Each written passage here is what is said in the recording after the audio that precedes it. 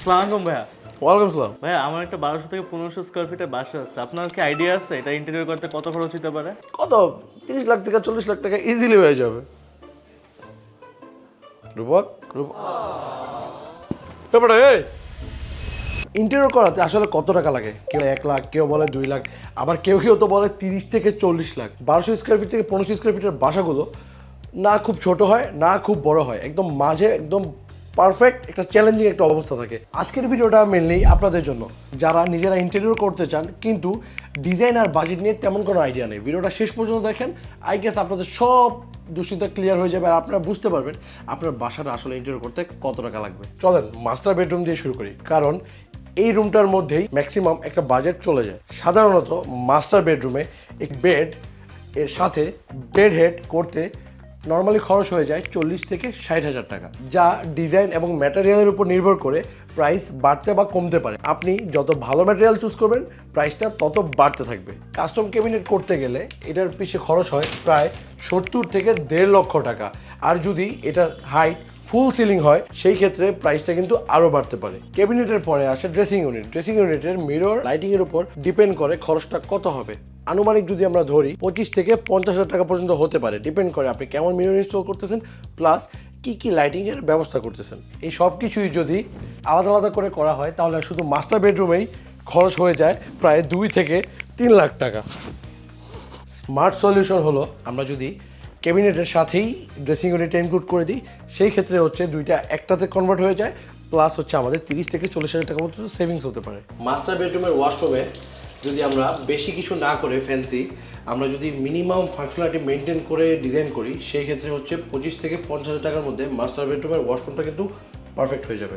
Living room, যেখানে মানুষ তার সবচেয়ে বেশি টাকা নষ্ট করে। কেন লিভিং রুমে আমরা টাকা বেশি ওয়েস্ট করি? কারণ লিভিং রুম হচ্ছে সবচেয়ে বেশি শো অফের জায়গা। আমরা অহেতুক অনেক কিছু লিভিং রুমে ইনস্টল করি যেটা আমাদের প্র্যাকটিক্যালি হয়তো দরকার নেই, জাস্ট যাতে দেখতে ভালো লাগে এই জন্য আমরা ওইসব জিনিসগুলো অ্যাড করে থাকি। লিভিং রুমের মেইন হচ্ছে সোফা, আর একটা ভালো সোফা যদি আমরা নিতে যাই সেক্ষেত্রে আমাদের খরচ পড়বে 60,000 থেকে 1.5 লাখ টাকা পর্যন্ত। সোফার ম্যাটেরিয়াল কী ইউজ করতেছি, ফ্যাব্রিক কী ইউজ করতেছি, এর উপর প্রাইসটা ভ্যারি করে থাকে। টিভি ইউনিট বা টিভি ক্যাবিনেট এর মধ্যে খরচ হতে পারে 40,000 থেকে 80,000 টাকা, কিন্তু শর্ত হচ্ছে বেশি হেভি ডিজাইন করা যাবে না। লাইট ডিজাইনের মধ্যে করলে এই বাজারের মধ্যেও একটা ভালো টিভি ক্যাবিনেট করা অবশ্যই সম্ভব। লাইটিং, কার্টেন আর ছোটোখাটো ডেকোরেটিভ আইটেম দিয়ে আরও খরচ এক্সটেন্ড হতে পারে 30 থেকে প্রায় 60,000 টাকার মতো, যেটা পুরো টোটাল বাজেটটাকে একটা হ্যান্ডসাম বাজেটে কনভার্ট করে। সঠিক প্ল্যানিং আর সঠিক এক্সিকিউশন করতে পারলে 1.5 থেকে 2.5 লাখ টাকার মধ্যে করা লিভিং রুম খুবই প্রিমিয়াম একটা ভাইব আপনাকে দিবে। কিন্তু লিভিং রুমে ভারী ফার্নিচার বা ভারী ক্যাবিনেট ইউজ করলে এই খরচ সহজেই 3 লাখ থেকে 4 লাখ টাকা পর্যন্ত ছড়িয়ে যেতে পারে। একটা ভালো মানের কিচেনে 1200 স্কোয়ার ফিটের বাসায় উপরের টপ ক্যাবিনেট, লোয়ার ক্যাবিনেট সব কিছু মিলিয়ে এল শেপের যদি আমরা বানাই সেক্ষেত্রে খরচ পড়বে প্রায় 2.5 লাখ টাকার মতো। এর সাথে সিঙ্ক আর কাউন্টার টপ অ্যাড করলে মিনিমাম আরও 40 থেকে 70,000 টাকা পর্যন্ত এক্সটেন্ড হতে পারে। মনে রাখবেন আপনার লিভিং রুমে খরচ করার থেকে কিচেনে খরচ করাটা আরও বেশি জরুরি, কারণ আমাদের বাসার মধ্যে যদি ওয়ার্কিং প্লেস বলি, কিচেন হচ্ছে সবচেয়ে বেশি যেখানে কাজ করা হয়। সো কিচেনটাকে যত ভালোভাবে আপনি বানাতে পারবেন ইন্টেরিয়রের মধ্যে তত বেশি আপনার বেনিফিট হবে। ট্রায়াঙ্গেল রুল মেনটেন করলে অপ্রয়োজনীয় ফার্নিচার দরকার পড়ে না, যার কারণে কিচেনেই 40 থেকে 50,000 টাকার মতো সেভ হয় শুধুমাত্র ট্রায়াঙ্গেল রুলটা ফলো করলেই। ডাইনিংয়ে আপনি যদি ভারী ডাইনিং সেট ইউজ না করেন 40 থেকে 60,000 টাকার মতো খরচ হবে, সেক্ষেত্রে আপনি প্রপার একটা ইন্টেরিয়র ফিলও পাবেন, প্লাস হচ্ছে ফাংশনালিটির দিক থেকেও পারফেক্ট হবে। ডাইনিংয়ে হালকা স্টোরেজ আর লাইটিং অ্যাড করলে প্রাইস আরও অ্যাড হবে প্রায় 20 থেকে 40,000 টাকার মতো, এত ফ্যান্সি না কিন্তু। এখন আসা যাক লাইটিং অ্যান্ড পেইন্টসে। সব ঘরে ফল সিলিং না করে সিলেক্টিভ কিছু জায়গায় যদি আমরা ফল সিলিং করি আমাদের ঘরের অ্যাস্থেটিকটাও যেমন মেনটেন হবে, প্লাস আমাদের বাজেটও কিন্তু অনেকাংশে বেঁচে যাবে, যেটার অ্যামাউন্ট প্রায় 40 থেকে 70,000 টাকা পর্যন্ত। পুরো বাসার জন্য প্রপার লাইটিং এবং ফিক্সচার এর জন্য আপনার টোটাল খরচ হয় 70,000 থেকে 1,20,000 টাকা পর্যন্ত।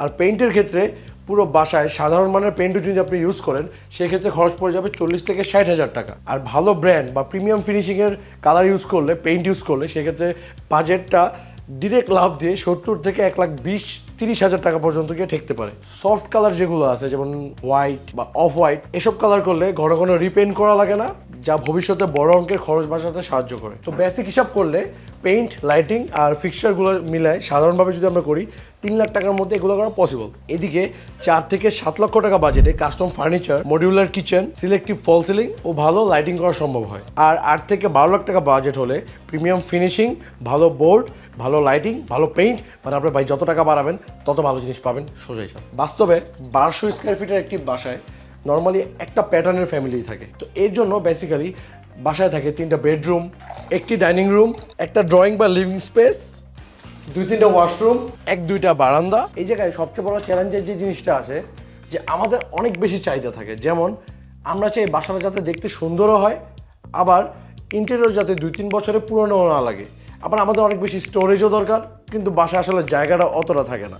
এখানে মূল খেলা শুরু হয় প্ল্যানিংয়ের। আপনি যদি নিজে নিজে ইন্টেরিয়র করতে চান, প্রথমেই আপনার প্রপার প্ল্যানিং করতে হবে। প্ল্যানিং বলতে আপনি কি কি জিনিস এক্সিকিউট করবেন সেটা আগে থেকে নির্বাচন করে রাখা। কারণ আপনি যদি প্রপার প্ল্যানিং না করেন, আপনার বাজেট 20% থেকে 30% পর্যন্ত ইনক্রিজ হতে পারে। বর্তমানে 2026-এ রিসার্চ করাটা কিন্তু অনেক ইজি। কারণ আগে আমরা রিসার্চ করতে গেলে বিভিন্ন ভেন্ডরের কাছে বিভিন্ন জায়গায় গিয়ে দেখতে হতো, বাট এখন কিন্তু আমাদের কাছে ইউটিউব আছে, প্লাস হচ্ছে আমরা এআই এর মাধ্যমে কিন্তু খুব ইজিলি ডিজাইন আইডিয়া বের করতে পারি। আমি যদি আপনাদের একটা ডেমো দেখাই, হাতে একটা ফোন থাকবে, ফোন দিয়ে সুন্দর করে এখানে দাঁড়ায় রুমের একটা ছবি তুললাম আমরা, তারপর এই ছবিটা আমরা জেমিনিকে দিব, জেমিনিকে দিয়ে আমি প্রম্পটটা নিচে দিয়ে দিচ্ছি। এই প্রম্পটটা ইউজ করে আপনি কিন্তু অনেক ধরনের ডিজাইন আইডিয়া জেনারেট করতে পারবেন। আপনি আপনার রুমের এমটি স্পেস বা ভরা রুম হলেও সেই ছবিটা এআইকে দিবেন, এই প্রম্পটটা দিবেন, এআই আপনার রুমটাকে বিভিন্ন ধরনের ডিজাইন আইডিয়াতে ট্রান্সফর্ম করতে পারবে, যেটা আপনি দেখে লাইভ ম্যাটেরিয়াল কালেক্ট করে রুমটাকে সেই আদলে ডিজাইন করতে পারবেন। প্রপার রিসার্চের কারণে কিন্তু আপনার প্রায় 50,000 থেকে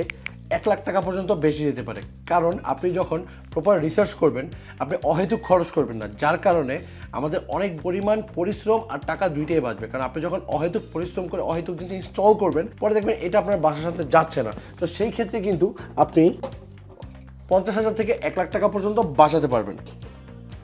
দেখছেন, এসব লাগালে কিন্তু কষ্ট আরও বাড়বে। মেইন সমস্যা হয় তখন যখন আমরা একটা ডিজাইনের বাইরে অনেক ডিজাইনের দিকে জাম্প করি। যেমন আমরা চিন্তা করি এক রুমে আমরা করি স্ক্যান্ডিনেভিয়ান টাইপের ডিজাইন, অন্য আরেক রুমে আমাদের পছন্দ কিছুটা ট্রেডিশনাল, আবার আরেক রুমে লাক্সারি, যার কারণে একটা জগা খিচুড়ির মতো অবস্থা হয়। কারণ আমরা এক এক রুমে যখন এক এক ডিজাইন করব, পুরো বাসাটা দেখতে কিন্তু সিনক্রোনাইজ লাগবে না, মনে হবে যে এক একটা আলাদা আলাদা পার্ট আমরা মার্চ করছি। আর কস্টিংয়েও কিন্তু একটা অনেক ইফেক্ট পড়ে। কারণ আপনি যখন সেম টাইপের পুরো বাসা ডিজাইন করবেন, তখন ম্যাটেরিয়ালও কিন্তু সেম টাইপেরই থাকবে, যার কারণে আপনি যখন বাল্ক অ্যামাউন্টে কিনবেন আপনার কস্টিংটাও কম পড়বে। বাট আপনি যদি এক এক জোনে এক এক রকমের ডিজাইন করেন, সেই ক্ষেত্রেও কিন্তু বাজেটটা অনেকটা ইনক্রিজ হবে। এই জন্যই সবচেয়ে বেশি ইম্পর্টেন্ট হলো মুড বোর্ড। আমি যদি আপনাদের মুড বোর্ড বুঝাই, মুড বোর্ড হচ্ছে একটি ভিজুয়াল প্ল্যানিং, যেখানে ছবি, রং, টেক্সচার, ম্যাটেরিয়াল এবং বিভিন্ন ডিজাইন এলিমেন্ট একসাথে তুলে ধরা হয়। এটার আইডিয়ার জন্য আপনার পিন্টারেস্টে যেতে পারেন অথবা গুগলে সার্চ দিতে পারেন মুড বোর্ড কী জিনিস। সবগুলো জিনিস হচ্ছে যখন আপনি একসাথে গুছাবেন, আপনার একটা আইডিয়া পেয়ে যাবেন যে আপনার পুরো বাসার প্যালেটটা কেমন হবে। এই স্টেপগুলো ফলো না করলে রং বদলানো, ফার্নিচার ঠিক করা, এসব ছোট ছোট ভুলের কারণেই 30 থেকে 40,000 টাকা পর্যন্ত বাজেট এক্সটেন্ড করতে পারে। সবশেষে একটা কথা মনে রাখবেন, ভুল সিদ্ধান্ত আর ভুল বাজেট প্ল্যানিংয়ে আপনার অনেকাংশে টাকা বাড়ায় দিতে পারে। ডিজাইন ছাড়া কাজ শুরু করলে 20 থেকে 30% অতিরিক্ত খরচ হবে। আর ওভার ফার্নিচার যদি করেন, সেই ক্ষেত্রে জায়গা ও টাকা দুইটাই নষ্ট হবে। আর লাইটিং অবহেলা করলে পুরো ইন্টেরিয়রে কিন্তু ডাল লাগবে, আপনি এরপর যত টাকা খরচ করেন। মানে প্রপার একটা কম্বিনেশন লাগবে, যেমন আপনার লাইটিং লাগবে তেমন আপনার পেন্টিংও লাগবে, সব কিছুর একটা ওয়েল বন্ধুত্ব লাগবে আর কি। যখন কানেক্টিং পিপল হবে তখনই কিন্তু আপনার বাসাটা চমৎকার লাগবে দেখতে। তাই আপনি যদি বাজেট কন্ট্রোল রাখতে চান, কম খরচে ভালো রেজাল্ট চান, বা নিজের বাসার জন্য বাস্তবসম্মত প্ল্যান চান, তাহলে আগে বুঝে শুনে সিদ্ধান্ত নিন। কারণ বাসা শুধু আসলে দেখানোর জায়গা না, বাসা হলো আপনার প্রতিদিনের লাইফস্টাইলের পার্ট। আর এরপরে যদি কোনো ধরনের কনফিউশন থাকে, সেই ক্ষেত্রে আমরা তো আছি। মিনিমাল এক্সপার্ট টিম আপনাদের হেল্প করবে আপনার স্বপ্নের ইন্টেরিয়র বিল্ড করার জন্য। এখন চয়েস আপনার, প্যারা আপনি নেবেন নাকি আপনার প্যারা আমরা নেব, যাতে আপনি পান একটা পারফেক্ট ইন্টেরিয়র সলিউশন।